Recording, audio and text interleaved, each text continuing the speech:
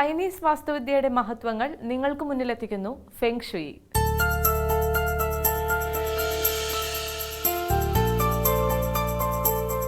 നമസ്കാരം. ഫെങ് ഷുയി സെഗ്മെന്റിലേക്ക് എല്ലാ പ്രേക്ഷകർക്കും സ്വാഗതം. ഫെങ് ഷുയി സംബന്ധമായ നമ്മുടെ സംശയങ്ങൾ ദൂരീകരിക്കുന്നതിനായി നമ്മോടൊപ്പം ഉള്ളത് Tejas feng shui director doctor Shaji K നായരാണ്. നമുക്ക് സ്വാഗതം ചെയ്യാം. സ്വാഗതം സർ. സർ, കഴിഞ്ഞ എപ്പിസോഡിൽ നമ്മൾ സംസാരിച്ചിരുന്നത് ഈ ലാഫിംഗ് ബുദ്ധ ടെമ്പിളിനെ കുറിച്ചായിരുന്നു. അപ്പോൾ അതിനെക്കുറിച്ച് കൂടുതൽ അറിയാൻ പ്രേക്ഷകർക്ക് താല്പര്യമുണ്ട്. അപ്പോൾ അതിനെക്കുറിച്ച് നമുക്കൊന്ന് സംസാരിച്ചു കഴിഞ്ഞാൽ എന്തൊക്കെയാണ് ആ ക്ഷേത്രത്തിലേക്ക് വരുമ്പോൾ പാലിക്കേണ്ട ആചാരങ്ങൾ, അത്തരത്തിൽ എന്തെങ്കിലും ഉണ്ടോ? അത്തരം കാര്യങ്ങളൊക്കെ ഒന്ന് സംസാരിക്കാമോ? പ്രത്യേകിച്ച് ആചാരങ്ങളൊന്നുമില്ല. കാരണം നമുക്കിപ്പോൾ എന്ത് വിഷയങ്ങൾ, നമുക്ക് എന്ത് പ്രോബ്ലം ഉണ്ടായെങ്കിലും അത് പരിഹാരം നമുക്ക് ആ ക്ഷേത്രത്തിൽ നിന്ന് കിട്ടുന്നുണ്ട്. കാരണം അത് ജാതിമത ഭേദമന്യേ എല്ലാവർക്കും മനസ്സിലായില്ലേ. ഇപ്പം ക്ഷേത്രം എന്ന് പറയുമ്പോൾ അത് ഹിന്ദുക്കളുടെ ഒരു ടച്ചായിട്ട് വരുന്നത് അതല്ല, എല്ലാ മതവിഭാഗത്തിലുള്ള ആൾക്കാരും അവിടെ വരുന്നുണ്ട്. അതിനകത്ത് കുറേ ഇത് വരുന്നത് നമുക്ക് വാസ്തു പ്രകാരമായിട്ടുള്ള എന്ത് പ്രോബ്ലംസിനും പരിഹാരം നമുക്ക് ആ ക്ഷേത്രത്തിൽ നിന്ന് കിട്ടും. അത് പ്രത്യേകിച്ച് പ്ലാനൊക്കെ കൊണ്ടുവന്ന് കഴിഞ്ഞാൽ അവിടെ വെച്ച് നോക്കി അത് കറക്റ്റ് ചെയ്ത് കൊടുക്കും.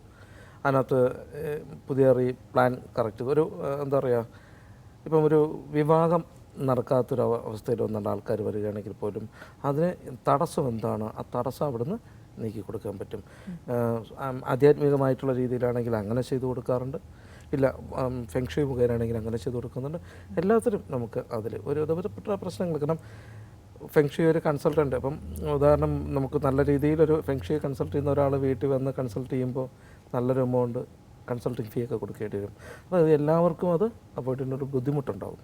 അപ്പോൾ അങ്ങനെയുള്ള ആൾക്കാരെ എല്ലാവരെയും ഉൾപ്പെടുത്തിക്കൊണ്ട്, കാരണം സാമ്പത്തിക ചിലവ് വലുതായിട്ടില്ല, അവർക്കിവിടെ വന്നു കഴിഞ്ഞാൽ അവരുടെ പ്രശ്നം വളരെ ലൈറ്റായിട്ട് അധികം സാമ്പത്തികമൊന്നും ആവാത്ത രീതിയിൽ ചെറിയ ചെറിയ വിഷയങ്ങളിലൂടെ പരിഹരിച്ചു കൊടുക്കാൻ പറ്റും. അവരുടെ വീട്ടിലുള്ള പ്രോബ്ലംസ് ഇപ്പം ഒരു കൺസൾട്ടൻ്റ് വീട്ടിൽ ചെന്ന് നോക്കാതെ തന്നെ അവരുടെ പ്രശ്നങ്ങൾ പരിഹരിക്കുവാനുള്ള ഒരു വേദിയായിട്ട്, അല്ലെങ്കിൽ ആ ഒരു അവരുടെ കാര്യങ്ങൾ പഠിപ്പിച്ചു കൊടുക്കുവാനുള്ള ഒരു സ്ഥലമായിട്ടാണ് മെയിനായിട്ട് ഈ ക്ഷേത്രത്തെ നമ്മൾ എടുത്തിട്ടുള്ളത്. അപ്പോൾ ഈ ഫെങ് ഷുയി പഠിക്കാൻ താല്പര്യമുള്ളവർക്ക് അതിനുള്ള എന്തെങ്കിലും സൗകര്യം നമ്മുടെ ക്ഷേത്രത്തിലുണ്ടോ? ഈ ഫെങ് ഷുയി ഞാൻ ശരിക്കും പറഞ്ഞാൽ ഞാൻ അധികം പഠിപ്പിക്കാറില്ല ഫെങ് ഷുയി. കാരണം വെച്ചാൽ എൻ്റെ ഗുരു എന്ന് പറഞ്ഞാൽ നമ്മുടെ കോട്ടയത്ത് ആണ്, വിപിൻ കേശവൻ. അദ്ദേഹത്തിനാണ് ഞാൻ പഠിച്ചത്. അദ്ദേഹം എപ്പോഴും പഠിപ്പിക്കുന്നുണ്ട്. പല ആൾക്കാരും എന്നെ വിളിച്ച് ചോദിക്കുമ്പോൾ ഞാൻ നേരെ ഡയറക്റ്റാണ് അദ്ദേഹത്തിൻ്റെ അടുത്ത്.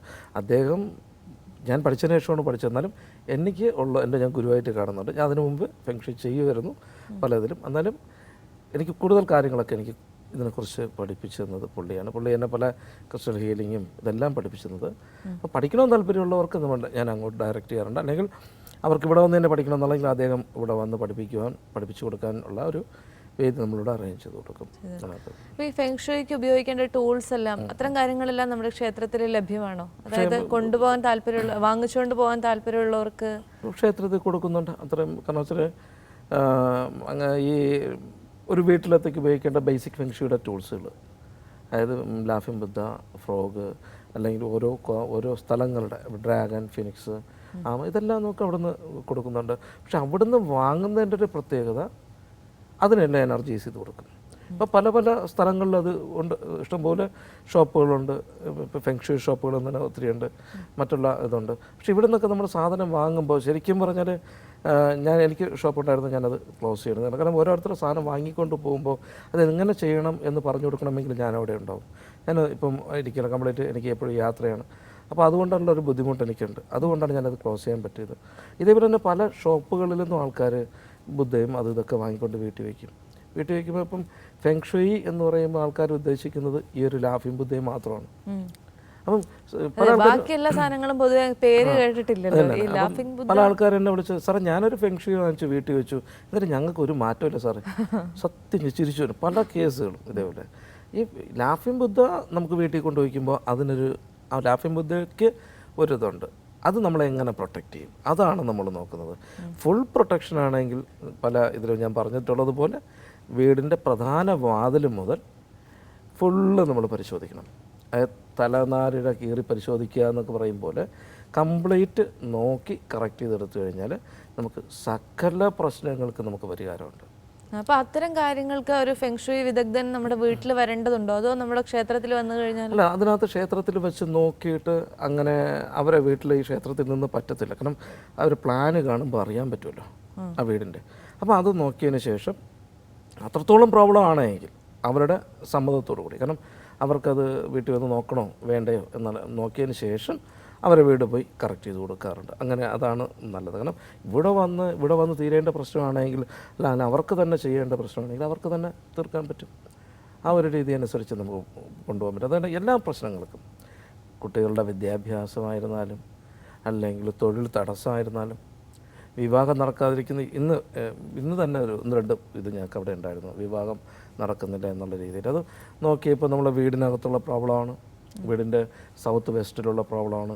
അപ്പോൾ അവിടെ ഉണ്ടായിരുന്ന എങ്ങനെ നമുക്കത് മാറ്റണം, അല്ലെങ്കിൽ ആ ദോഷത്തെ എങ്ങനെ നമുക്ക് അവിടെ നിന്ന് മാറ്റിയെടുക്കാം. ഒരാളുടെ വീടെന്ന് വെച്ചാൽ സെപ്റ്റിക് ടാങ്ക് ആ ഭാഗത്ത്, അപ്പോൾ അതിനകത്ത് ആ വീടിനൊരു ഗ്യാപ്പ് പോലും ഇല്ലാത്തിരുന്നു. ഒരു 1-2 അടി ഗ്യാപ്പ്, അതായത് ഈ കന്നിമൂല എന്ന് പറയുന്നത് സൗത്ത് വെസ്റ്റ് കോർണറിൽ നിന്ന് ഒരു 2 അടി ഗ്യാപ്പിലാണ് സെപ്റ്റിക് ടാങ്ക്. ഇതൊക്കെ അറിഞ്ഞുകൂടാതെ പല ആൾക്കാരും ചെയ്തു കൊടുക്കുന്നതാണ്. അപ്പോൾ ഈ അവിടെ വരുമ്പോൾ ആ വീട്ടിലുള്ള ആർക്കും വിവാഹം ഇങ്ങനെയുള്ള കാര്യങ്ങളൊക്കെ ബുദ്ധിമുട്ടുണ്ടാകും. അപ്പോൾ അതിനൊരു റെമഡി ചെയ്തു കൊടുത്തു, അത് അവർ കൊണ്ടുപോയിട്ടുണ്ട്. അതുപോലെ ഇന്നൊരു പ്ലാൻ ഞങ്ങൾക്കുണ്ടായിരുന്നു. ഒരു പ്ലാൻ ഒരു പാർട്ടി കൊണ്ടുവന്നു, ഒരു മിലിറ്ററി ഇതിലുള്ള ഒരാളാണ് കൊണ്ടുവന്നിട്ടുള്ളത്. പക്ഷേ അത് ഈ വളരെ നല്ല രീതിയിൽ ഏതോ ഒരു വാസ്തു അറിയാമെന്നുള്ള രീതിയിൽ പ്ലാൻ കറക്റ്റ് ചെയ്ത് കൊടുത്തതാണ്. പക്ഷേ അതിൻ്റെ നോർത്ത് വെസ്റ്റ് ഭാഗമില്ല. അപ്പോൾ ഞാൻ വിശദമായിട്ട് പറഞ്ഞു കൊടുത്തു, ഈ നോർത്ത് വെസ്റ്റ് ഭാഗം നമ്മൾ വീട്ടിൽ നിന്ന് നഷ്ടപ്പെട്ടു പോകുമ്പോൾ അത് വീട്ടിലെ ഗ്രഹനാഥനെയാണ് വധിക്കുന്നത്. നോർത്ത് വെസ്റ്റ് എന്ന് പറയുമ്പോൾ നോർത്ത് വെസ്റ്റ് ഭാഗം ഇല്ല എന്ന് പറഞ്ഞു കഴിഞ്ഞാൽ എന്താണ്? ആ വീടിൻ്റെ ഷേപ്പ് എപ്പോഴും വീട് സ്ക്വയർ ആയിരിക്കണം. ഈ വീടിൻ്റെ ഷേപ്പ് എന്ന് പറയുമ്പോൾ നോർത്ത് വെസ്റ്റ് ഇല്ലാതിരിക്കുമ്പോൾ ആ ഭാഗം ഒരു കട്ട് ചെയ്ത് പോയതുപോലെ ഒരു എഫക്റ്റ് ഉണ്ടാവും. ഈ സ്ഥലം പരിമിതി കൊണ്ട് ചെയ്യുന്നതായിരിക്കും ആ പ്ലാനിൽ സ്ഥലപരിമിതിയല്ല, കാരണം 10-40 സെൻറ്റ് ഉണ്ട്. അതിനകത്തൊരു 1222 സ്ക്വയർ ഫീറ്റുള്ളൊരു വീടായിരുന്നു. അപ്പോൾ ഞാനത് കറക്റ്റ് ചെയ്ത് കൊടുത്തു. ഞാനത് കറക്റ്റ് ചെയ്താൽ മാത്രം പോരാ, പുതിയ പ്ലാന്. അപ്പോൾ അതിന് ഇതിൽ പല പ്രായങ്ങളുണ്ട്. ബാല്യം, യൗവനം, കൗമാരം, വാർദ്ധക്യം, മരണം എന്ന പല പ്രായമുണ്ട്. അപ്പോൾ അതിനകത്ത് അത്രയും ഭാഗം കറക്റ്റ് ചെയ്ത് കൊടുക്കുമ്പോൾ അത് പ്രായം ഏതിലോട്ട് മാറുന്നു. ചിലപ്പം ഇത് തയ്യാറാക്കിയിട്ടുള്ള ഒരാൾ അത് യൗവനാവസ്ഥയിൽ അല്ലെങ്കിൽ കൗമാരാവസ്ഥയിൽ തയ്യാറാക്കിയിട്ടുണ്ടെങ്കിൽ അതിൽ അല്പം വ്യത്യാസം വന്നാൽ ചിലപ്പോൾ അത് വാർദ്ധക്യത്തിലോട്ടോ മരണത്തിലോട്ടായിപ്പോൾ പിന്നെ അത് ബുദ്ധിമുട്ടായിരിക്കും. അപ്പോൾ അതുകൊണ്ട് അതെല്ലാം വിശദമായിട്ട് നോക്കിയതിന് ശേഷം അത് കറക്റ്റ് ചെയ്ത് കൊടുത്തിട്ടുണ്ട്. അതിൽ അങ്ങനെയുള്ള പ്ലാനുകൾക്ക് നമുക്ക് അവിടെ കൊണ്ടുവന്നത്. അല്ലെങ്കിൽ പല വീടുകളിലും സാറേ ഞാനൊരു പ്ലാൻ തയ്യാറാക്കി വെച്ചിട്ടുണ്ട്, ഒന്ന് വീട് വരെ വരണം. ഞാനവിടെ ചെന്ന് കറക്റ്റ് ചെയ്യുമ്പോൾ അവർക്ക് വെറുതെ കൈയോടെ എന്നെ വിടാൻ പറ്റത്തില്ലല്ലോ. അതില്ല. അപ്പം നമ്മളൊന്ന് ചെയ്ത് കൊടുത്തിട്ട് നമ്മളൊരു ദക്ഷിണ വാങ്ങിക്കുന്നത് നല്ലതാണ്, അല്ലെങ്കിൽ ഒരു പരിഹാരം ചെയ്ത് കൊടുത്തിട്ട് വാങ്ങിക്കുന്നത് നല്ലതാണ്. വെറുതെ ചെന്ന് നോക്കിയിട്ടൊരു ഇത് ദക്ഷിണ വാങ്ങാതിരിക്കുവാനുള്ള ഒരു ഇതാണ്. ഇവിടെ വന്നു കഴിഞ്ഞാൽ അവർക്ക് ദക്ഷിണയിലൊന്നുമില്ല. നിങ്ങൾ ക്ഷേത്രത്തിൽ വരിക, അല്ലെങ്കിൽ അവിടെ വന്നതിന് ശേഷം നിങ്ങൾ കൊണ്ടുവരിക, നിങ്ങളുടെ പ്രശ്നങ്ങൾ നോക്കി അത് കറക്റ്റ് ചെയ്ത് കൊടുക്കുക. അതിന് സെപ്പറേറ്റ് ഫീസോ കാര്യങ്ങളോ ഒന്നുമില്ല. പിന്നെ എന്തെങ്കിലും ഈ പരിഹാരത്തിനുള്ള എന്തെങ്കിലും ടൂളുകൾ അവിടുന്ന് വാങ്ങുന്നതിന് മാത്രമേ അതിന് ക്യാഷിൻ്റെ ആവശ്യം വരുന്നുള്ളൂ. ശരിക്കും പറഞ്ഞാൽ സാമ്പത്തികം ഇല്ലാത്തവർക്കാണ് ഏറ്റവും കൂടുതൽ അവിടെ വരുന്നത്. അത്രത്തോളം രീതിയിലാണ് പല ആൾക്കാരും വിളിച്ച് അവരുടെ എന്താ പറയുക ആവശ്യപ്രകാരമാണ് ഇങ്ങനൊരു ക്ഷേത്രം ചെയ്തിട്ടുള്ളത് തന്നെ. അപ്പോൾ നമുക്ക് പ്രധാനമായിട്ടും ആരോഗ്യ പ്രശ്നങ്ങൾ ഉണ്ടാകുന്ന അല്ലെങ്കിൽ അത്തരം സാമ്പത്തിക പ്രശ്നങ്ങൾ ഉണ്ടാകുന്നത് ഇതെല്ലാം വീടുമായിട്ട് ബന്ധപ്പെട്ടാണോ? എല്ലാ പ്രശ്നങ്ങളും വീടിൻ്റെ ഒരു രീതി കൊണ്ടുണ്ടാകുന്നതാണോ? ഒരു മനുഷ്യന് 3 ടൈപ്പ് ഭാഗ്യമാണുള്ളത്. ഈശ്വരഭാഗ്യം, വ്യക്തിഭാഗ്യം, ഭൂമിഭാഗ്യം. ഈശ്വരഭാഗ്യം നമുക്ക് കിട്ടുമ്പോൾ നമ്മുടെ ജനനത്തോട് തന്നെ ഭാഗ്യം കിട്ടുകയാണ്. കാരണം അംഗവൈകല്യമില്ലാതെ ഭൂമിയിൽ ജനിച്ചു കഴിഞ്ഞാൽ 40% ഈശ്വരഭാഗ്യം നമുക്ക് കിട്ടി എന്നാണ് സാരം. കാരണം അമ്മയുടെ ഗർഭപാത്രത്തിൽ കിടക്കുമ്പോൾ തന്നെ ഏകദേശം 1 ലക്ഷത്തോളം വരുന്ന ഇതിൽ നിന്ന് അവരെ എല്ലാം ഫൈറ്റ് ചെയ്തുകൊണ്ട് ഒരാളാണ് അതിനകത്തോട്ട് വരുന്നത്, അതായത് നമ്മൾ അമ്മയുടെ ഭ്രൂണത്തിലോട്ട് പ്രവേശിക്കുന്നത്, അല്ലയോ? അപ്പോൾ ഇത്രയും പേരെ ഫൈറ്റ് ചെയ്ത് തോൽപ്പിക്കണമെങ്കിൽ ഈശ്വരഭാഗ്യം ഉണ്ടെങ്കിലേ പറ്റത്തുള്ളൂ. അപ്പോഴേ നമുക്ക് ഈശ്വരഭാഗ്യം കിട്ടിക്കഴിഞ്ഞു. നമ്മളപ്പം പിന്നീട് നമ്മൾ ഈശ്വരഭാഗ്യം വേണമെന്ന് പറഞ്ഞുകൊണ്ട് ഓടേണ്ട കാര്യമില്ല, അത് നിലനിർത്തിക്കൊണ്ടു പോകണം. ഇപ്പം നമുക്ക് ഓൾറെഡി ഒരു ഭാഗ്യമുണ്ട്, അല്ലെങ്കിൽ ഈശ്വരൻ നമ്മളെ അനുഗ്രഹിച്ചു. അത് നിലനിർത്തണമെങ്കിൽ നമ്മുടെ പ്രവൃത്തി കറക്റ്റ് ആവണം. അതിനു വേണ്ടിയാണ് ക്ഷേത്രങ്ങളും പള്ളികളും മുസ്ലിം പള്ളികളും എല്ലാം ചെയ്യുന്നത്. നീ ഇന്ന രീതിയിൽ നടക്കണം, അല്ലെങ്കിൽ നിൻ്റെ പ്രവൃത്തി ഇന്ന രീതിയിൽ കൊണ്ടുപോകണം എന്നൊക്കെ പഠിപ്പിച്ചു തരുവാനുള്ള ഒരു വേദിയാണ്. അപ്പോൾ ഇതിനെക്കുറിച്ച് ഈ കൂടുതലായിട്ടുള്ള കാര്യം ഞാൻ അടുത്ത എപ്പിസോഡിൽ പറഞ്ഞു തരാം.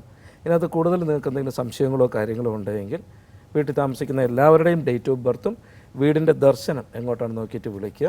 പിന്നെ ഡയറക്റ്റ് കാണണമെങ്കിൽ വെഞ്ഞാറമൂട് ചാമുണ്ഡി ദേവി കുബേരക്ഷേത്രമുണ്ട്, അവിടെ വരിക. ചൊവ്വയും വെള്ളിയും നട തുറക്കും, അവിടെ വന്നു കഴിഞ്ഞാൽ കാണാം. നമസ്കാരം.